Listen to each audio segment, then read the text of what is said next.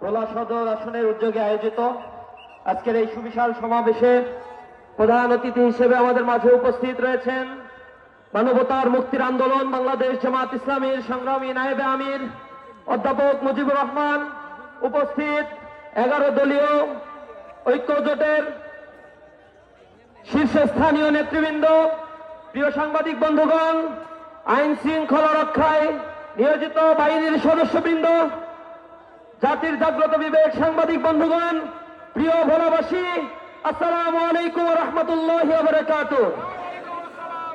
আমি কবির ভাষায় বলতে চাই, দুলিতেছে তরি, ফুলিতেছে জল, ভুলিতেছে মাঝি পথ, ছিড়িয়াছে পাল, কে ধরিবে হাল, আছে কার হিম্মত? ভোলাবাসীর কি হিম্মত আছে? সেরা পাল ধরার হিম্মত আছে? দীর্ঘ 54 বছর আমরা যে অধিকার বঞ্চিত ছিলাম, এই ভোলার মাটি থেকে গ্যাস আরোহণ করা হয়েছে, ভোলাবাসীর ন্যায্য হিস্সা বুঝিয়ে দেওয়া হয় নাই। ভোলাবাসী অসুস্থ অবস্থায় থাকলে তাদের চিকিৎসার জন্য আধুনিক চিকিৎসা কেন্দ্র করে তোলা হয় নাই। ভোলাবাসীদের ফসলের জমিগুলোকে অধিগ্রহণ করা হয়েছে অন্যায়ভাবে, তাদের ন্যায্য হিস্সাগুলো বুঝিয়ে দেওয়া হয় নাই। মধ্যসত্ত্ব ভোগিতার কারণে কৃষক সম্প্রদায় তাদের সম্পদের সঠিক হিস্সা বুঝে পায় নাই। আমাদের চিকিৎসা সেবা আমাদের অধিকার, কর্মক্ষেত্রে আমাদের অধিকার প্রতিষ্ঠিত হয় নাই।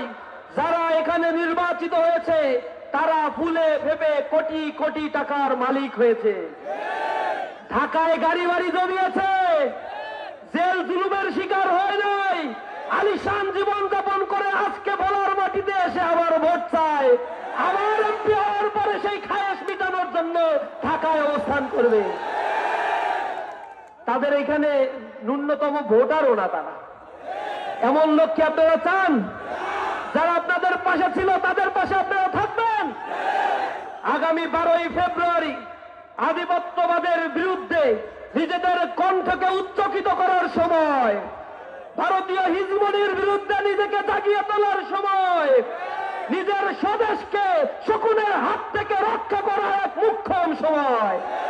শহীদ ওসমান হাদি, শরীফ ওসমান হাদি জীবন দিয়েছে, আবু সাইদ মুগ্ধ জীবন দিয়েছে, অসীম জীবন দিয়েছে, আলী রায়হানের তত্ত্বকে রক্ত আমাদের দিকে তাকিয়ে আছে।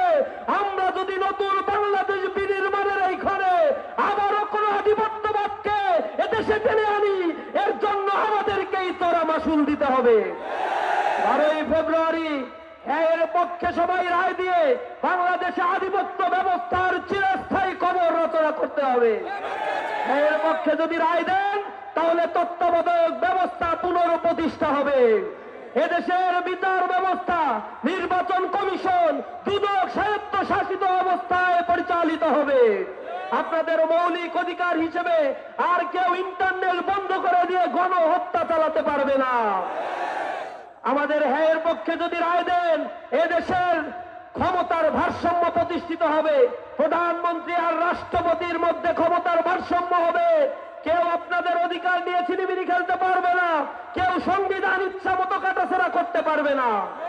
সংবিধান কাটাছেড়া করতে গেলে আবার জনগণের কাছে এসে রায় নিয়ে যেতে হবে তাদের। সুতরাং আমাদের মৌলিক অধিকারের নিশ্চয়তা, আমাদের কথা বলার অধিকারের নিশ্চয়তার জন্য হ্যাঁ পক্ষে গণজোয়ার তৈরি করতে হবে। সর্বশেষ